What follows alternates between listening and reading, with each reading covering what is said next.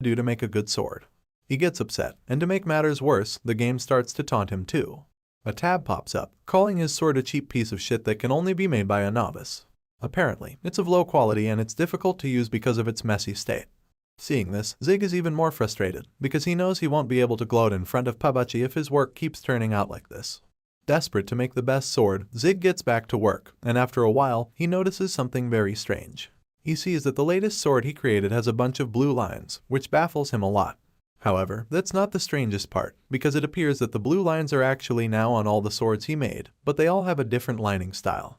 Determined to get an answer, he immediately walks over to another blacksmith's table and yanks his sword away. The guy demands that Zig give it back, but he just ignores him. Zig takes a closer look at the man's sword and also sees the lines. However, the ones on this sword are all crooked. The owner of the sword attempts to take it back, but Zig just points it at his face to show him the strange lines. Unfortunately, the guy can't see them. He's confused by what Zig is saying, and just backs away when he starts waving the sword in his face. Zig tries to get him to see the lines too, but the guy just tells him that he can't see anything, and warns him to stop shaking the sword like a freak. For a brief moment, Zig appears to be deep in thought about the mysterious lines but ultimately decides to forget about them, since he doesn't understand them. He casually tosses the sword away, and suggests that they just stick to the other quests they were assigned to. Zig then receives his 5th quest for blacksmith training. This time, his job is to repair 5 broken axes and take them to Pabachi, because as a blacksmith he's definitely supposed to know how to fix broken things. When he goes to start the quest, he's once again baffled, and scratches the back of his head as he looks at the broken axe in confusion. The axe also has those weird lines he doesn't understand, and this time, they're even red. After coming up with no better idea, he decides that he'll just try hammering the axe, hoping that it will fix the axe, and in turn, the red lines will just disappear. So, our boy begins hammering, and after a while, something terrible happens. He destroys the axe, and a message pops up, informing him that he's failed to repair it. Zig begins to lament that he doesn't have the talent to repair, and as if that wasn't disappointing enough, he takes a closer look at the broken axe, and sees the red lines still there. He notices that the damaged shape matches up with the red lines. Upon seeing this, he suddenly starts to get an idea of what the cause could be, and judging by the steam coming out of his ears, it's something mind-boggling. Sometime later, Pabachi returns to the smith and he doesn't look too happy. He yells at Zig for failing to make the short swords, and points out that it's already been several days since he was given the task. When Zig doesn't answer, Pabachi gets more annoyed, so he walks up to confront him where he's currently bowing his head. He asks Zig how long it took him to make the 10 short swords, and hopes that he's done with his repair training as well. He finally gets to where Zig is standing, and when he looks over at the table, he's too stunned to speak. Pabachi is mesmerized by the shiny and beautiful short swords Zig has created. The apprentice asks him what he thinks about them, but the boss is still speechlessly beholding the swords in awe. Even though he doesn't say anything, Zig already knows what Pabachi thinks of them. He calls the swords perfect, and reveals that he learned a shocking fact after a few days of producing and repairing. First, it was the blue line. Zig realized that it's the trace of the hammer pounding on the metal. Its shape is influenced by the power and timing of the hammering. So, the more consistent the distance between the lines is, the higher the quality of production. The next thing he learned was what the red line is all about. He found out that these red lines were cracked inside the metal tissue created during the repair process. As such, Zig surmises that if he focuses on taking care of these red lines, then he should be able to fix any item completely. In other words, everything Zig is trying to say is that he now knows that the blue and red lines that appear on the items are the cheat codes to make production and repair perfect. Zig informs Pabachi that he actually stayed up a few nights while learning about this, but admits that it was all worth it. Thanks to those late nights, he's gained a rare and incredible ability. After revealing all of this, Pabachi stays quiet for a brief moment before suddenly slamming his palm on the table like a maniac. Sure enough, Zig is startled, but he quickly realizes that there's no cause for alarm. For the first time, he sees an actual genuine smile on Pabachi's face as he tells him that he passed. The blacksmith tells Zig that he has nothing left to teach him, and assures him that he did a good job. Seeing the usually cruel boss smiling and giving him a thumbs up, Zig is a bit skeptical. He's shocked and doesn't really believe him, but Pabachi assures him that he's being serious, pointing out that his skills are good enough already. Pabachi admits that Zig really surprised him. In his experience, talentless guys like him usually give up right away, but our boy didn't do that, and now he's practically an expert. And now, our hero asks Pabachi if any other guys without talent passed his training, but the baldy shakes his head to say no, claiming that no one was able to do it because they all lacked the patience. Zig then asks him if any of those students said anything about seeing lines, but once again, Pabachi reveals that there were none, especially since he has no idea what Zig is talking about in the first place. Hearing this, Zig ceases his questions and starts to wonder if his new ability is related to a hidden achievement. He feels that there's a high possibility of this and suggests that the conditions could have been that he had to reach a certain rank, being trained by an NPC, all while having the worst affinity. Zig thinks hard about it and is certain that he hasn't ever seen anything like his case on the internet. He also feels like he's the only one who went through all this trouble in the game too. As such, our hero believes that he's probably the only person in all of Arpedia Online with this ability. With this in mind, a smile appears on his face and he starts to realize that things turned out a lot better than he expected. The scene shifts, and the next thing we see is some kind of flashback memory. It's back when Kang was still Bart's. It was a time when he probably went to get his items fixed at Pabuch's smithy, where the Baldy asks him why he's so intent on being alone most of the time. Hearing the question, Bart's is taken aback and starts to recall some very traumatic memories from when he was in college. Bullies told him all kinds of mean things, and in one particular scene, we see them torturing him for telling the truth about something. They laugh at him, mock him, wish death upon him, and insult him, just like my ex. Our hero tries to keep the hurtful words out of his mind, but they are way too many bullies to ignore. They surround him and lash out more insults at him. The bullies blame him for something and demand an apology, but that doesn't seem to be the major concern. They're just more interested in making Kang's life miserable. As the memories flash across his mind, we finally find out that the reason he chooses to be alone all the time is that he knows people can't be trusted. Fortunately, the traumatic memories are cut short when Kang wakes up at the counter of his family store. He's relieved to see that he was only having a bad dream and wonders if it's because he didn't sleep well the previous night. You can tell he looks very stressed out. He's sweating and rubbing the back of his neck like an extremely exhausted person. Another thing that's really stressing him out is the fact that his father is making him look after the store when there are no customers around. Anyway, he's brought out of the thought when his phone starts ringing. He looks at the screen and sees a number that he doesn't recognize. He's pretty confused as to why an unknown caller would be trying to reach him. But there's only one way to find out who the person is, so he answers the phone. Kang says hello, and then eagerly awaits the response of the person on the other end.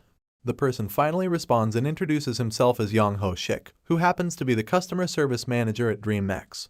As you know, Kang already has bad blood with the organization for abandoning him in his time of crisis, so they're the last people he wants to talk to. Because he's still holding a grudge, Kang attempts to quickly end the call as he tells the manager goodbye. However, Young-Ho Shik manages to stop him from doing that. He tells Kang to wait and reminds him that he contacted them a few days ago, reporting that his account was hacked. Hearing this, Kang suddenly jumps to the conclusion that they have decided to restore his beloved character.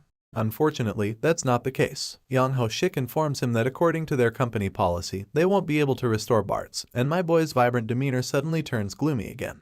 Thankfully, there's good news, because the company has decided to provide Kang with a small compensation for his unexpected loss. Hearing this, Kang finds it a little annoying that they would call it a compensation when Bart's is his character. In his mind, they shouldn't consider it a gift because it's the character that was taken away from him. Kang bluntly tells the manager that he doesn't need any compensation, and adds that they shouldn't bother calling him if they're not going to restore Bart's. Just when he's about to hang up again, Young-Ho Shik informs him that the compensation they have for him is the newest model capsule worth $8,000. He says this and then asks Kang if he needs it or not. As you'd expect, to an obsessed player of Arpedia Online, that's an irresistible offer. Kang is speechless upon hearing this and is even drooling from the mouth because he's absolutely stupefied by the information. Like a crazy drug addict suffering from withdrawal symptoms, he yells over the phone, confirming that he needs that capsule. So much for not wanting any of their compensation. The scene then shifts to a tropical island, and someone asks the customer service manager if Kang liked the capsule offer. The manager flatters the boss over the phone, claiming that Kang is probably now thanking his stars for the way the director decided to handle the matter. It turns out this man sitting under an umbrella on the island is actually Sun Seokjin, the director of DreamMax. Director Sun is pleased to hear that everything went according to plan, and that Kang has been compensated properly. The curious customer service manager asks the director why he suddenly decided to graciously gift Kang a new capsule at his own expense. While clicking away on his computer, he thinks about a response for a brief moment before revealing his reason. Director Sun explains that even though Kang was hacked, he continues to play the game rather than quitting like most people would. What he finds even more intriguing is the fact that Kang is now playing as a blacksmith, which most players avoid a lot. All of this makes the director very curious, and he asks Young if he doesn't feel the same way. Director Sun really looks forward to finding out what kind of play our hero will demonstrate in the upcoming update, and the whole thing makes him very excited. Meanwhile, back in the game, we see a poster about the ISO party for Deborah Dungeon. Apparently, the party is recruiting members to go hunting in Deborah Dungeon. They already have a knight, a mage, and an archer. Those who would like to join the party are directed to contact Sia. Meanwhile, Sia walks around the town, wondering why it's so difficult to find a party. She's been having terrible luck finding one, and when she finally does find a potential member, they quickly back out. Seeing how difficult the whole venture is, she contemplates just going for a party of only 3 members. While walking absent-mindedly through the busy streets, she accidentally bumps into someone and we find out that it's none other than our boy Zig. They both immediately apologize to each other at first, but upon looking at the other person, they both point at each other like in the famous Spider-Man meme. Sia remembers that he was the guy that was being chased by the raging boar. She seems happy to see him again, but before she can even complete her next sentence, Zig makes a run for it once again. This guy takes antisocial to another level. In his mind, he's better off running away before things can get annoying. But unfortunately for him, Sia is extremely fast, so she quickly and effortlessly catches up to him in no time. She maintains his pace and suggests that they chat for a bit. But my boy is just horrified to see that she's the literal incarnation of Flash. Regardless, he ignores her and keeps trying his best to outrun her. It's futile anyway because she even gets ahead of him just so she can get his attention. She insists that they have a chat, and it doesn't take long before Zig's low stamina manifests again. He quickly gets exhausted and chooses the more logical option to just stop and listen. Even while panting heavily and struggling to catch his breath, he manages to ask her what exactly she wants from him. Not surprisingly, she shows him the paper for her party and asks Zig if he'd like to join them. Pretty sure we all know what his answer is going to be. The girl assumes that he's never been to Deborah Dungeon and tells him about the rumors of the place. Deborah Dungeon is said to be a good place for beginners who want to level up, and it's also a very good place to earn a decent amount of money. Sia has no idea, but my boy over here knows all about the Deborah Dungeon. Because back when he was reigning on top of this game as Bart's, he was actually the first person who discovered that place. After telling him her desire to go there, she informs him that she's been looking for people to join her, but she only has 2 members so far. She points out that if Zig joins her party, they'll be 4 in number, which is the recommended party size in Arpedia Online. Unfortunately, before she even finishes talking, Zig cuts her off, bluntly telling her that he doesn't want to join her party. Sia protests, pointing out that they keep running into each other and claiming that it could be a sign. However, Zig just shakes his head vigorously while saying no about 100 times. Sia starts to get upset and asks him why he dislikes the idea so much, even when he would get to earn money and level up. Zig just remains silent for a moment, not sure what to say to her. Even after thinking, he still can't get himself to give her a definitive answer. The scene shifts, and we see many players lined up, waiting to meet our hero. Those in the queue start to murmur, wondering if Zig is really as good as they say. Another responds, telling them that although it takes a while, rumors say he has a 100% repair rate on all items. The players are stunned to hear this, because our hero only charges 30 gold for his perfect repairs. We see a signpost, revealing that Zig has already found his own place. His smithy offers services to equipment below D rank and assures a 90% repair rate, all for the measly sum of 30 gold. Of course, it doesn't take long before he starts to get tired due to the huge workload. He wipes the sweat off his face and admits that he didn't think he'd get such a big crowd. He wonders if he should even charge more to reduce the numbers and make more money, but quickly slaps the idea out of his head, reminding himself that he isn't doing it for money and that he still needs to catch the hacker. After setting his priorities straight, he calls for the next customer to bring in their equipment. Just as he suspected, the equipment presented to him is one that he owned as Bart's. It's the Ranger's bow, the only D-rank equipment he owned as his previous character. As he collects the bow from the new owner, Zig wonders if he found a clue about the hacker too soon, before quickly deciding that he didn't. He examines the equipment and notices that there's no insignia. The rude customer tosses him the 30 gold like he's a beggar, and Zig wonders why he's so rude. Another player asks the guy if he's really going to give a girl the bow, and he points out that they have to spend money to get the ladies. Zig overhears their condescending conversation, and gets upset that they'd talk about another player like she's just a sim. The brown-haired guy feels that it's risky to gift her a rare gem and help her in the dungeons without a guarantee that she'll meet them in real life. On the other hand, the rude guy explains that no one would shamelessly deny a request after receiving all that. On the off chance that she does deny them, the guy claims that they can always threaten to post about her on the community forum. After that, they're confident that they can pressure the girl to go out for drinks with them. Zig just gets more pissed off the longer he listens to the scumbags, and feels bad for the girl they're preying on. He tries to focus on repairing the bow, but ends up overhearing the scumbags calling out to the girl. They're so shallow that they don't even remember her name, and that's when Zig flips out, because he remembers that it was Sia, even when he refused to join her party. Zig hands the guys the bow, claiming that the repair is finished. But when the rude guy tries to take it, our hero refuses to let go. The guy starts to get upset, reminding Zig that he already paid him, but my man just thinks about the poster the archer gave him earlier, remembering that her name was mentioned on it clearly. While the scumbag is ranting, Zig concludes that there's no way the username could have been repeated, so he becomes certain that it's the same person. We finally find out that the annoying guy's name is Xeris after he falls, because Zig abruptly let go of the bow. Xeris angrily gets back to his feet and curses at Zig before grabbing him by the shirt. He threatens to mess him up if he doesn't apologize right away, claiming that the blacksmith will be forced to uninstall the game after he's done with him. However, before things can get messy, a huge man emerges from the crowd behind and asks Xeris to move aside if he's done with his repair. The big guy doesn't look like his patience can be tested anymore, so with a very serious look on his face, he reminds Xeris and his minion that there are people waiting behind. This guy is either a gym bro or Ernest Kalimov the Giga Chad, and as we start this new video, we find out that this big bearded guy is a famous character in Arpedia, known as Guilford of the Storm, the leader of one of the strongest mercenary guilds in the game, the Red Tiger Company. All of his great feats have made him very popular in the game, and he's also ranked 45th on the server. However, right now he's not in warrior mode or anything, because he's currently waiting in line with the other customers so that he can see the blacksmith when it gets to his turn. Guilford looks at the damaged sword in his hands and recalls the fond memories he had with it. It appears that he had already gone around looking for a blacksmith who could do repairs regardless of the item's maximum durability.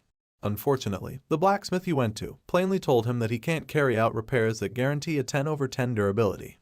As such, Guilford came over to Zig's place, hoping he could finally get his beloved sword repaired. He stares at the sword longingly and hopes that Zig will be able to repair it, because if he can't, he'll have to go find a person named Gurion. He's drawn out of his thought when he notices Xeris and his brown-haired buddy trying to pick on Zig, and he wonders why they haven't left even though their repairs are finished. That's when he gets fed up with their shenanigans and decides to confront them.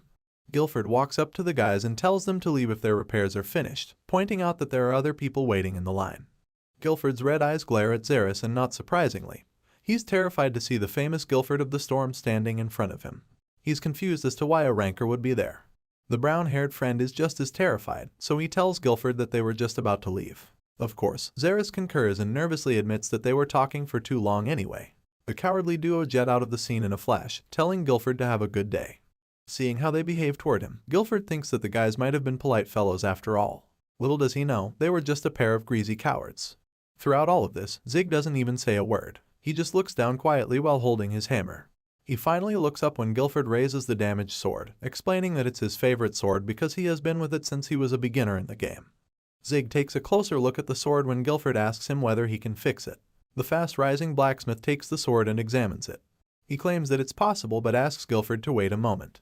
Seeing Zig get to work, a sense of renewed hope washes over Guilford because his favorite sword stands a chance of getting fixed. Even though the blacksmith is ranked D and below, he believes that his 99% success rate is incredible. He stares at the young blacksmith in awe, wondering if he has a hidden skill that allows him to fix items to perfection. While Guilford is pondering on the topic, Zig is struggling to stay focused. He's distracted by thoughts about Sia and the scumbags even though he feels it shouldn't concern him. Images of Sia and the guys flash across his mind, making it hard for him to concentrate while hammering the sword.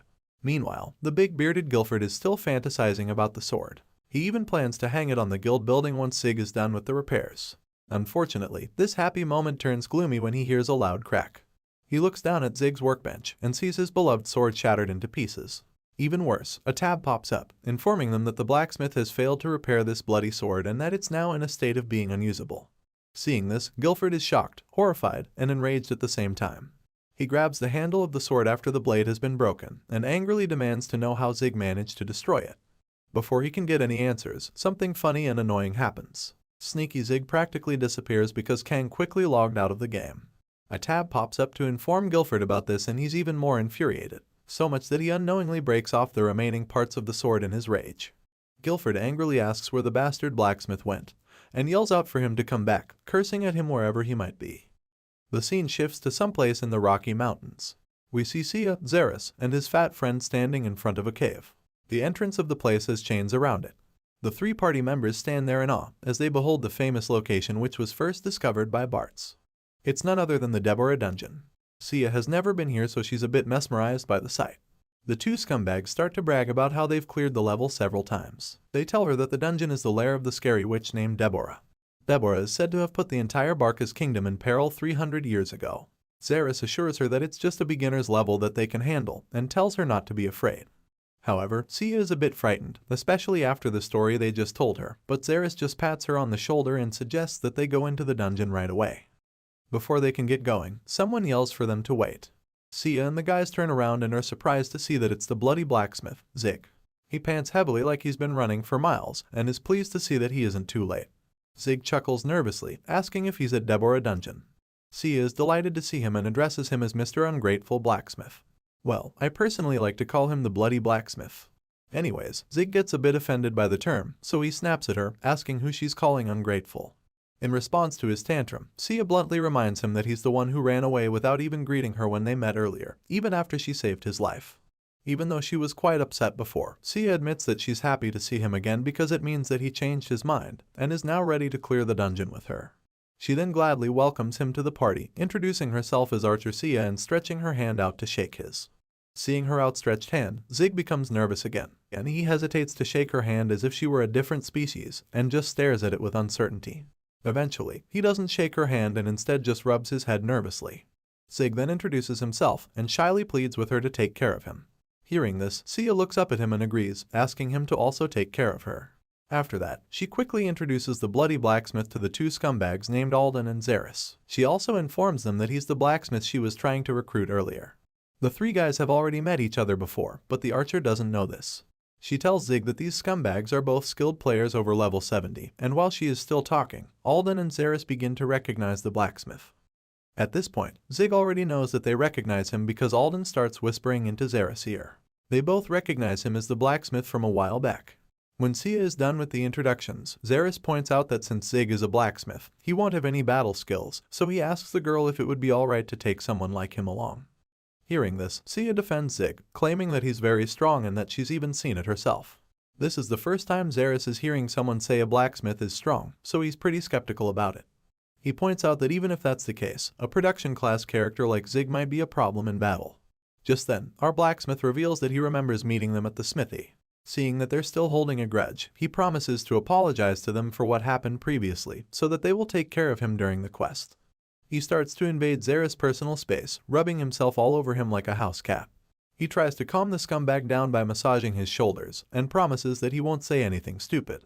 My man promises that they won't have anything to worry about if he's around, and even claims that he'll become Zaris' dog henceforth. To prove he isn't kidding, Zig even goes the extra mile and begins barking like a dog. I call him a bloody blacksmith for a reason. Anyways, as you'd expect, Zaris is both irritated and disturbed by how weird the blacksmith is behaving, but ultimately lets him join the party. The scumbags reluctantly welcomes Zig to the team and suggests that they start moving before it gets late. Even though Sia is excited to have a blacksmith on the team, Alden is still very skeptical about it. He quietly asks Zaris if he's sure Zig should come with them, suggesting that he might say something unnecessary along the way. Zaris senses his friend's discomfort but assures him that it's okay for the blacksmith to join them. After all, he believes that if the blacksmith tries to say anything stupid, they can just kill him and pretend it was an accident. He reveals this plan to Alden, explaining that if they try to force the bloody blacksmith out, Sia will think something is off. It doesn't take long before the party heads into the dungeon. Inside, they find several skeletons of soldiers and tree monsters. The monsters and skeletons all have swords and shields. Apparently, they're the guardians of the dungeon or something. Either way, the party gets right to fighting. Alden uses a special magical power to create a huge blast which he calls revolving fire, and it ends up destroying several of the skeletons and monsters. Zaris, on the other hand, displays incredible swordsmanship to destroy